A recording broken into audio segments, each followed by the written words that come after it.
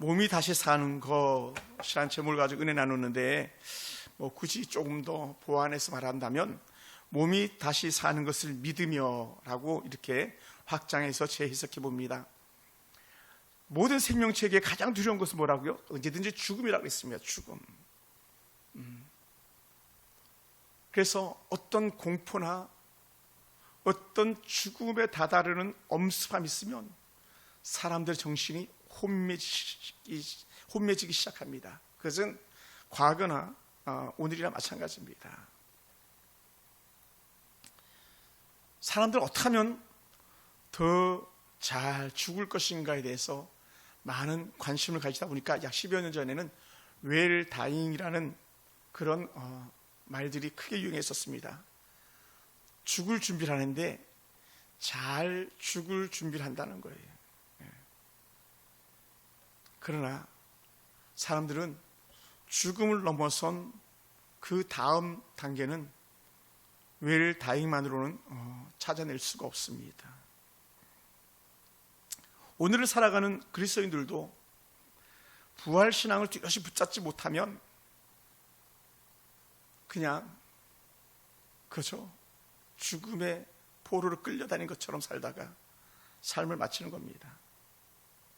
그래서 대부분의 성도들이 죽으면 천국 간다 정도로만 막연하게 생각하지, 오늘 제목 말씀처럼 몸이 다시 사는 것과 라고 하는 늘 예배 때마다 고백하는 사도신경의 그 부분에 대해서는 간과하고 살아가는 예가 많이 있습니다. 죽음은 두렵고 그리스도의 장례식이든 아니면 다른 비그리스도의 장례식이든 그러다 보니까 장례식은 언제든지 슬픔이 전제돼야 되는 것처럼 그렇게 말하고 있습니다. 그러나 오늘 말씀 속에 등장하는 데살로니가 교회 성도들이나 초대교회 성도들의 죽음은요, 우리와 약간 달랐습니다. 또한 다르게 살게끔 사도 바울이 지금 데살로니가 교회에 그런 편지를 쓰고 있는 겁니다. 뭡니까? 언제든지 박해로 오늘 죽어나갈지 내일 죽어나갈지 모르는 상황 속에 있는 성도들이었습니다. 그러니 그들은 늘 문 앞에 죽음이 와 있었기 때문에 절대적으로 그들이 붙잡아야 될 것이 있다면 그것은 예수 그리스도의 부활신앙이었습니다. 그러다 보니까 그 부활신앙으로 살아가던 성도들이 그렇게 로마의 핍박과 강압 속에서 순교자로 사라져가는 그 순간순간 그들의 생명체가 곧 이 땅에 그리스도의 피의 흔적이었었고, 그것이 초대교회의 신앙의 씨앗들이 되었습니다. 초대교회 성도들의 죽음은 결국 끝이 아니라 영원한 부활의 문으로 들어가는 그런 새로운 시작이었었습니다. 그러므로 죽음을 두려워하는 현대인들은 어떻게 살아가고 있습니까? 오늘 교회 안의 성도들도 어떻습니까? 죽음을 끝으로 생각하며 우리는 언제든지 두렵고 떨 수밖에 없습니다. 오늘 우리가 믿음으로 살아간다고 말하지만 막상 죽음을 면제를 둔다면 내가 과연 천국 갈 수 있는가라고 하는 그런 불확실한 믿음의 고백을 할 때가 있습니다. 왜 그럴까요? 우리는 늘 몸이 다시 사는 것을 믿는다고 고백했지만 정작 죽음 앞에서는 몸이 다시 사는 것, 또 부활의 신앙을 잊고 살아가기 때문에 그렇습니다. 그러나 오늘 우리는 분명히 기억해야 될 것이 있다면, 우리가 사도신경에서 늘 고백하는 것처럼 몸이 다시 사는 것을 확신할 수 있는 저와 여러분이 되기 원합니다. 그러므로 죽음은 끝이 아니고 생명체의 실패가 아니고 그리스도의 완전한 승리고 새로운 생명의 시작이 되는 줄 믿습니다. 왜 현대인들이 죽음 앞에서 그렇게 두렵고 떨어야 되는가? 그 이유는 간단하게 말합니다. 지금 우리가 이 땅에 잘 먹고 잘 살다 보니까 다음 세계를 생각해 보지 않은 겁니다. 영의 세계를 생각해 보지 않은 겁니다. 죽음 이후를 생각할 겨를도 없이 그냥 살다가 끝나버리기 때문에 그렇습니다. 그리고 사람들은 언제든지 모든 것을 잃으면 끝이라고 생각하는 그런 마음이 그들의 심령 속에 사로잡고 있기 때문에 그렇습니다. 칼 바르트는 이렇게 말했습니다. 부활의 신앙이 없는 기독교는 죽음을 두려움으로만 남겨놓은 채 빈 껍데기에 불과하게 하는 것이다. 부활신앙이 없으면 그리스도인들은 아무것도 아니라는 거예요.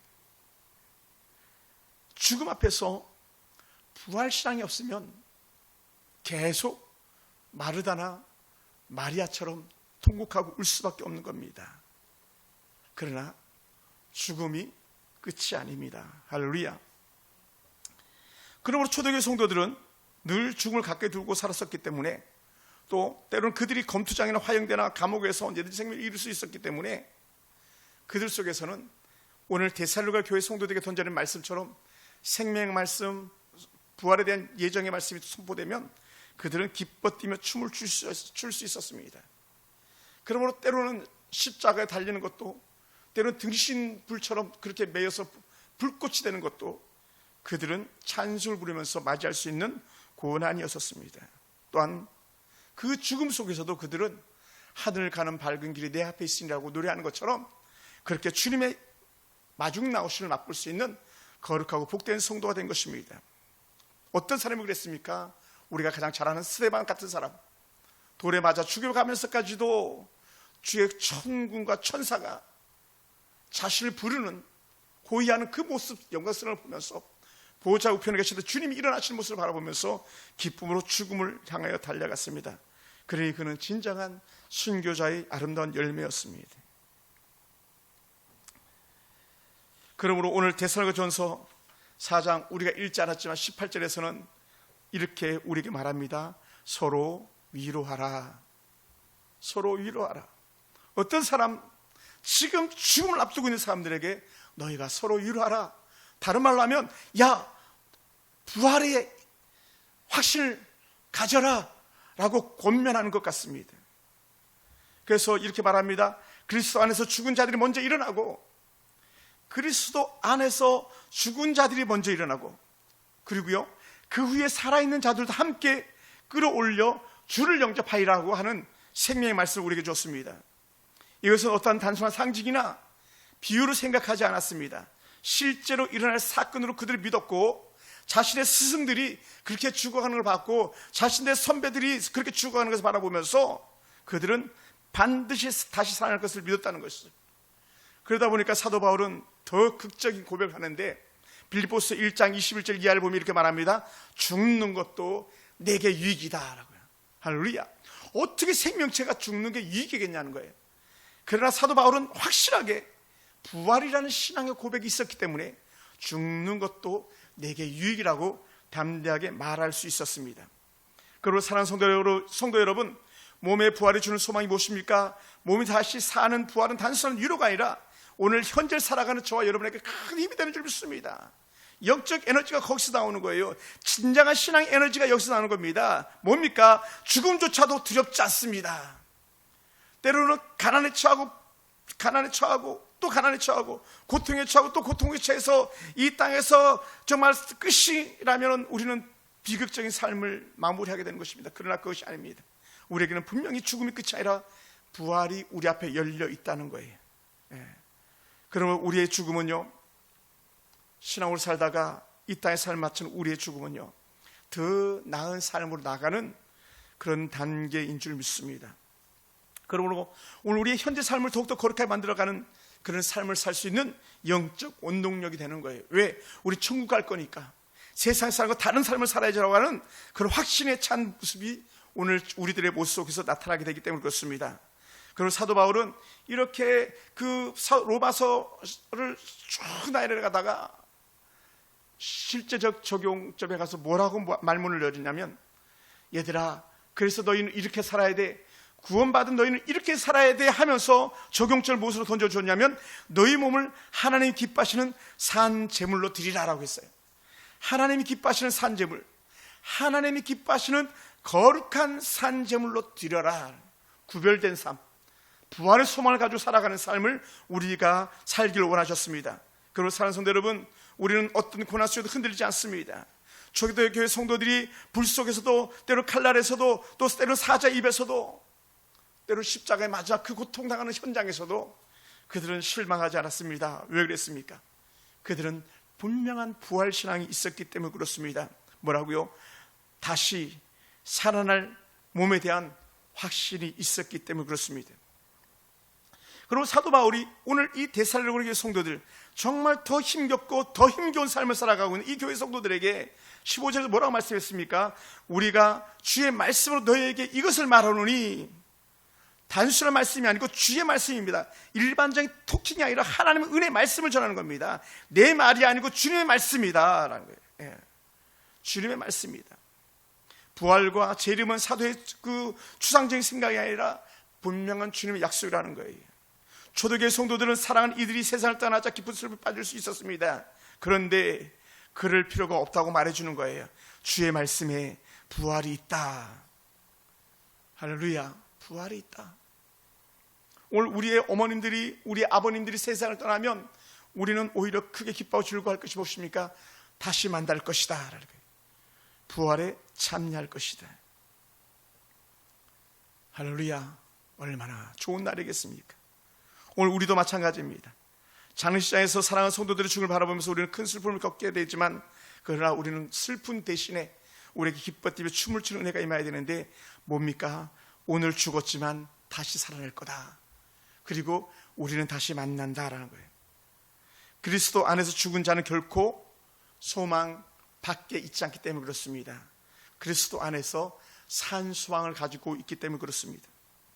그래서 15절이 이렇게 다시 표현합니다. 주께서 강림하실 때까지, 다시 오실 때까지 살아남아 있는 우리가 결코 잠든 자보다 앞서지 못하리라. 먼저 죽은 자들이에요. 잠든 자들은 먼저 죽은 성도들이에요. 그 성도들보다 오늘 살아있는 우리가 앞서지 못한다. 먼저 살아있는 성도가 주님을 맞이하고 죽은 자는 뒤처질까 염려했었습니다. 그러나 그렇지 않다는 거예요. 얘들아, 먼저 잠든 자들이 먼저 주님을 모시고 오실 것이다. 이렇게 고백하고 있습니다. 그리고 그들이 먼저 일어날 것이다. 16절을 우리가 다시 한번 같이 한번 볼까요? 우리 16절 4장 16절 같이 한번 읽어봅시다. 주께서, 시작. 주께서 호령과 천사장의 소리와 하나님의 나팔소리로 친히 하늘로부터 강림하시리니 그리스도 안에서 죽은 자들이 먼저 일어나고 라고 말했습니다. 먼저는 이렇게 말합니다. 주께서 호령과 천사장의 소리와 하나님의 나팔소리로 친히 하늘로부터 강림하시리니 라는 거예요. 할렐루야. 근데 이게요, 놀라운 은혜가 있어요.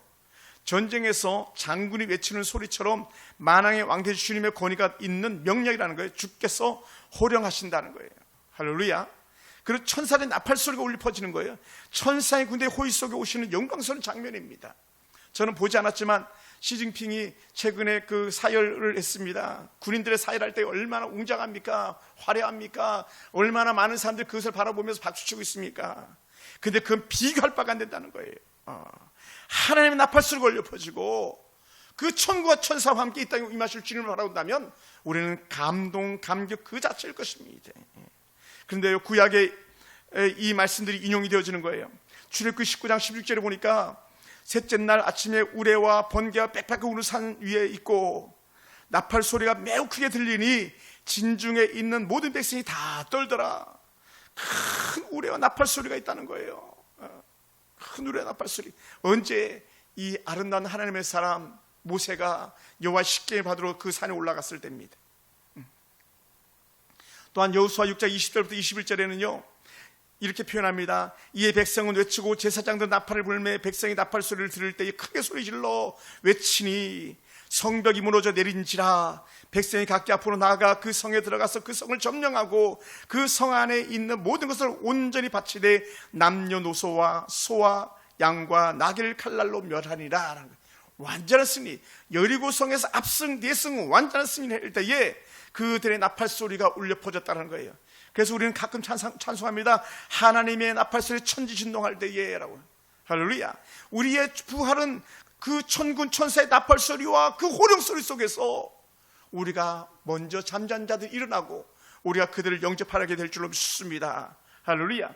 그러므로 오늘 이 출애굽기 19장 16절이나 여호수아서 6장 20절부터 21절 말씀은요 우리에게 완전한 승리가 무엇인지를 보여주는 거고 하나님의 호령이 얼마나 위대하고 놀랍고 광대한 걸 갖다가 우리에게 보여주는 생명의 말씀인 것입니다.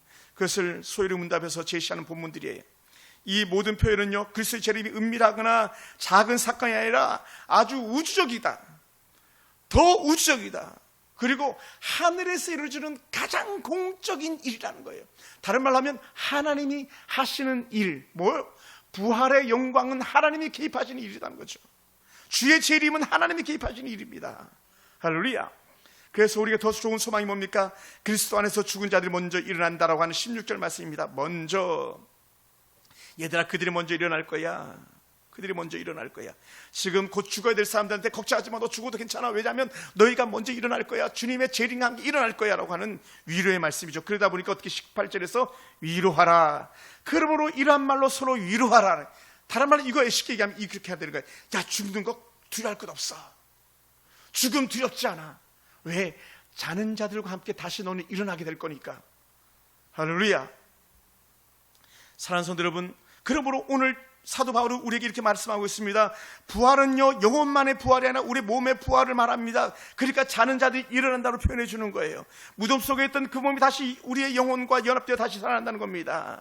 성도의 몸은요, 흙속에 묻혀도 그리스도의 영과 능력에 붙들려서 절대로 사라지지 않는 가장 멋진 몸으로 다시 회복될 거라는 거예요. 아멘. 지금은 우리가 살아가면서 저처럼 배도 나오고 시력도 나쁘고 때로 몸도 그냥 몸짱도 아닌데, 우리가 부활하면 가장 좋은 모습으로 영화될 거라는 거예요. 할렐루야. 우리 그것을 믿습니다. 그리고 우리는요, 때로는 좀 부족하고 모자라고 또 때로는 정말 처지는 몸을 가지고 있다 할지라도 우리 실망할 게 없습니다. 가장 좋은 몸으로 부활할 것이다. 할렐루야. 부활의 몸은 결코 썩지 않는 신령한 몸을 입습니다.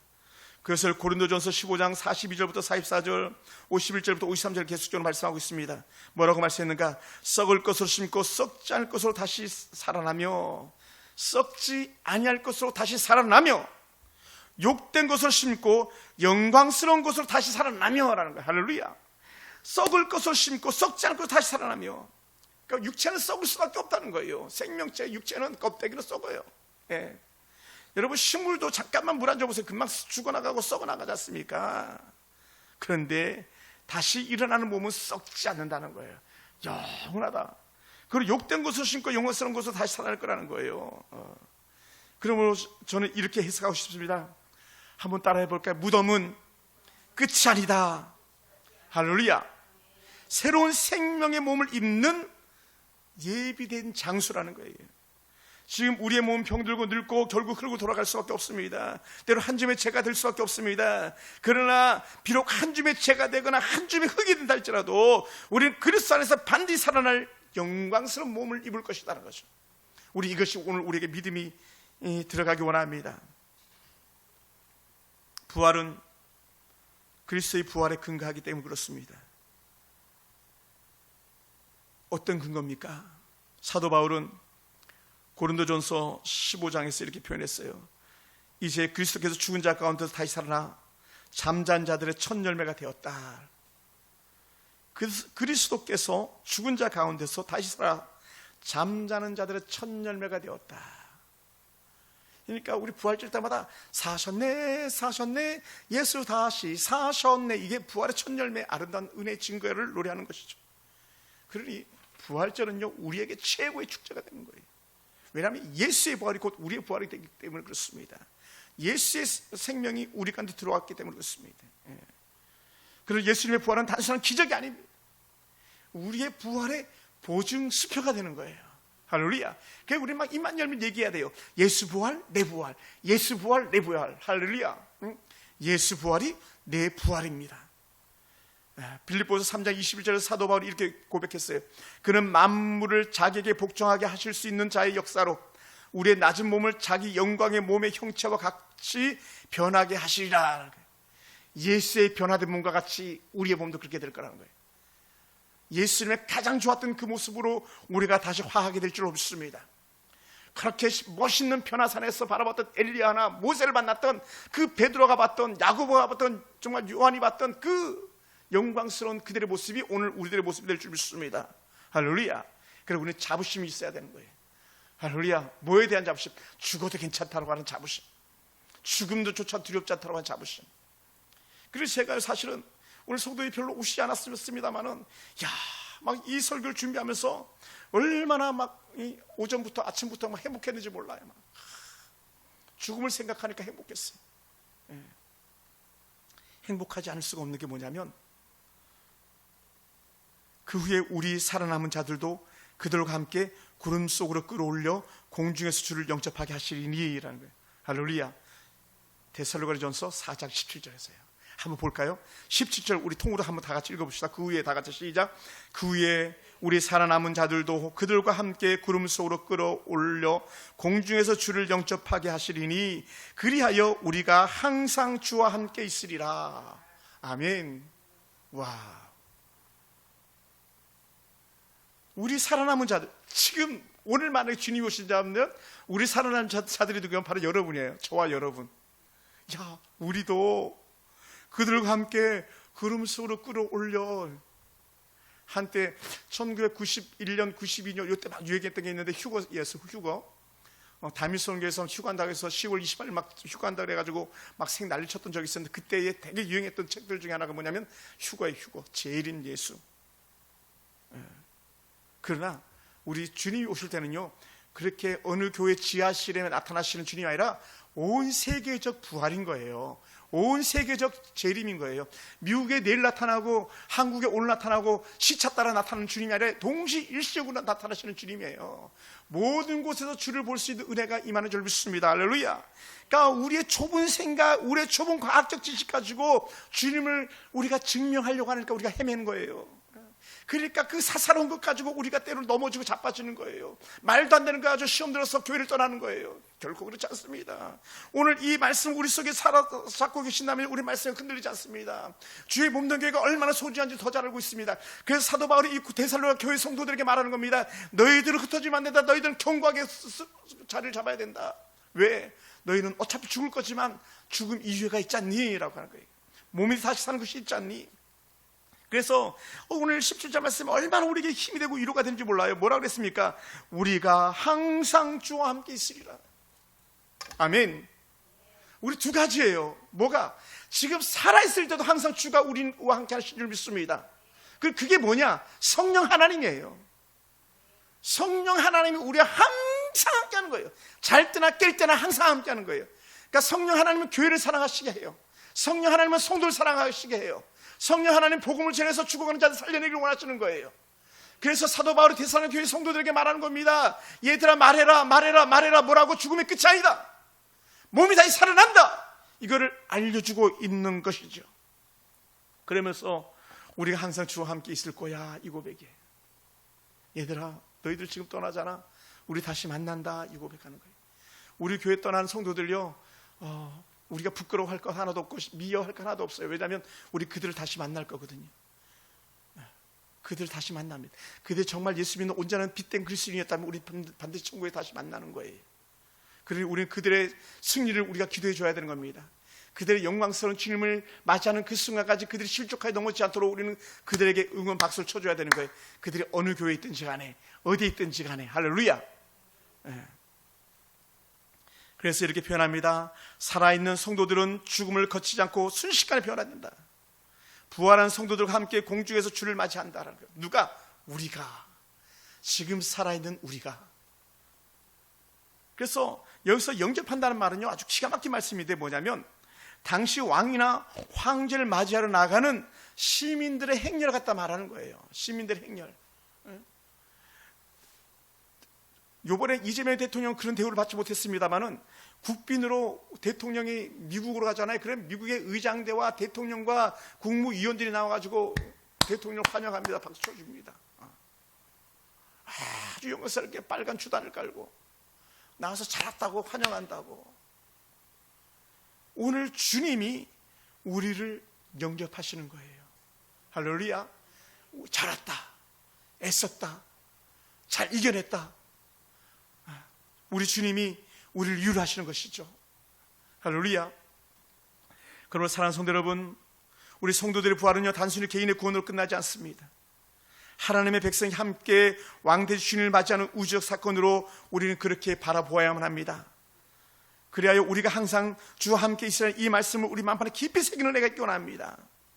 사랑하는 성도 여러분, 우리가 항상 주와 함께 있으리라. 부활과 재림의 목적은 단순히 다시 사는 것이 아니라 그 결정적 골은 뭐냐면 주와 함께 있는 거라는 거예요. 결혼의 결정적 골은 뭡니까? 신랑과 신부가 각기 삶을 살다가 만나서 결혼하면 함께 있는 거잖아요.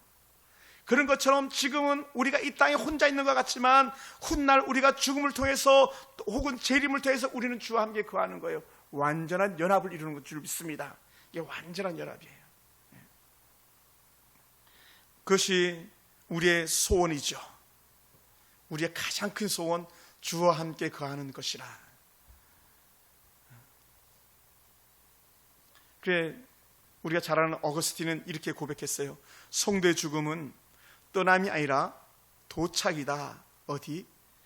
집으로 돌아가는 것이다. 나그네 삶을 살다가 집으로 돌아가는 것. 어디입니까? 우리는 흔히 고향이라고 말하는 본향이에요. 본향. 왔던 곳으로 돌아가는 것. 그래서 참 이게 재미있는 표현이에요. 우리나라 표현이 아주 기가 막힌 표현이죠. 언제부터 이 표현을 썼는지 모르겠습니다만 죽은 자들 향해서 돌아가셨다 이런 표현은요, 정말 어쩜 그렇게 성경적인지 몰라요. 어떤 사람은 천국 아버지 집으로 돌아가고 어떤 사람은 지옥으로 돌아가고, 우리는 천국으로 돌아가는 그런 사람들인 줄 믿습니다. 그러니 나는 순례자 낯선 나라에 언젠가 집에 돌아가리, 이 노래는요 얼마나 복음적인 노래인지 몰라요. 언젠가 집에 돌아가리. 언젠가. 근데 그 언젠가가 언제예요? 육신의 몸을 입고 사는 동안에는 죽음이죠. 죽음이라는 위대한 감을 통해서 나는 본향으로 돌아간다는 거예요. 그러니까 우리 조교수 집사님 어머님 같은 경우는 정말 멋진 고백을 하시는 거예요. 야, 막 그래서 집사님 엄마 막 알아주셔야 돼. 막 엄마는 어떻게 그렇게 확실히 참 믿음을 가지고 있어? 천국 갈 수 확신이 있었어. 막 야, 엄마는 정말 멋지다라고 고백해줘야 돼요. 그런 성도들에게 우리는 박수 쳐줘야 되는 거예요. 할렐루야. 왜요? 우리도 그들처럼 고백해야 될 거거든요. 나도 죽으면 천국 간다. 그런데 소유리문답 87문에서 이렇게 말했던 거예요. 마지막 날에 죽은 자들, 의인과 악인의 일반 부활이 있을 것이다. 살아있는 자는 순식간에 변화될 것이고 무덤에 있는 자들은 영혼과 영원히 연합할 것이다. 의인의 몸은요 그리스도의 부활로서 썩지 않고 강하며 영광스러운 몸으로 변화된다고 하는 확신의 참 고백들이 우리에게 들려지는 것인 줄 믿습니다. 반면에 악인은 어떻습니까? 악인의 몸은 심판을 받기 위해 수치 가운데 살아난다는 거예요. 성도의 부활은 단순한 희망이 아니라 역사 속에 반드시 일어날 우리의 산 소망인 줄 믿습니다. 그리고 사랑하는 성도 여러분, 죽음을 두려움에서 소망으로 바꾸는 은혜가 우리 가운데 있기 원합니다. 오늘날 저와 여러분은 죽음을 피하려고 막 애쓰는 사람들이 아닙니다. 우리는 죽음조차도 두렵지 않은 사람, 부활신앙으로 사는 사람들인 줄 믿습니다. 할렐루야. 그래서 우리의 죽음, 우리의 무덤은요 오늘 우리의 삶의 마지막 끝점이 아니라 다시 부활의 아침을 기다리는 그 어떤 지점인 거예요. 무슨 몸의 부활을 맞이하는. 지금 그러므로 우리는 그날을 고대하면서 패잔병처럼 살지 않게 되길 원합니다. 승리의 용사로 살아가는 은혜가 있길 원합니다. 할렐루야. 완전한 부활을 맛보면서 승리하는 원수를 다 이기고 무덤에서 부활하셨네. 막 매일 부활절하신 그 새벽처럼 막 찬양하는 거예요. 예수 다시 사셨네. 예. 그래서 제가 그 찬양을 좋아하는 거예요. 하나님 나팔 소리 천지 진동할 때에 주 예수의 강림이 가까우니. 이 두 찬양은요 짝하에서 부르면요 얼마나 신바람 나는지 모릅니다. 사랑하는 성도 여러분, 오늘 우리는 연약할 수밖에 없는 사람들입니다. 때로는 이 땅에 발을 붙이고 사는 날 동안에는 때로는 실망하고 좌절하고 때로는 두려움 가운데 휩싸일 수도 있습니다. 왜냐하면 생명체에게는 항상 악한 사람의 두려움을 주거든요. 그럴 때마다 우리는 외치시기 바랍니다. 나는 부활한다. 나는 죽어도 살겠고 나는 예수와 함께 부활에 동참한다라고 하는 그런 고백이 저와 여러분 고백되길 주님 축원합니다. 할렐루야. 그러므로 여러분, 사실 우리가 고통스러운 삶을 살아가고 있는 중일지도 모르는데 때로는 막 자책하면서 왜 내가 태어나가지고 이 고생을 하나, 왜 이 집에서 태어나가지고 내가 이 고생을 하나, 왜 내가 이런 사람 만나서 이런 교회 만나서 고생하고 있나, 이렇게 우리는 자책할 것이 아니라 그런 고난 가운데서 오히려 승리하게 하신 하나님을 바라보면서 넉넉 이기게 하시는 주의 은혜를 누리는 저와 여러분이 되길 주님으로 축원합니다. 할렐루야. 그래서 우리가 잘 아는 존 칼빈 선생은 이렇게 말했습니다. 부활의 소망은 우리의 고통의 무게를 아주 가볍게 한다는 거예요. 고통이 크지만 부활만 생각하면 이 정도쯤이야 아무것도 아니지라는 거예요. 우리가 부활의 소망이 없기 때문에, 내일에 대한 기대가 없기 때문에 지금 고통스러우면 세상이 끝난 것처럼 탄식하고 절망하고 좌절하는 거예요. 그러나 우리는 확실한 부활의 소망이 있기 때문에 우리는 오늘을 견디는 것도요 두렵지 않습니다. 때로는 성령이 텅 비어도요 저는 두렵지 않습니다. 왜요? 저는 제 갈 길을 가는 거예요. 어디를 향해서?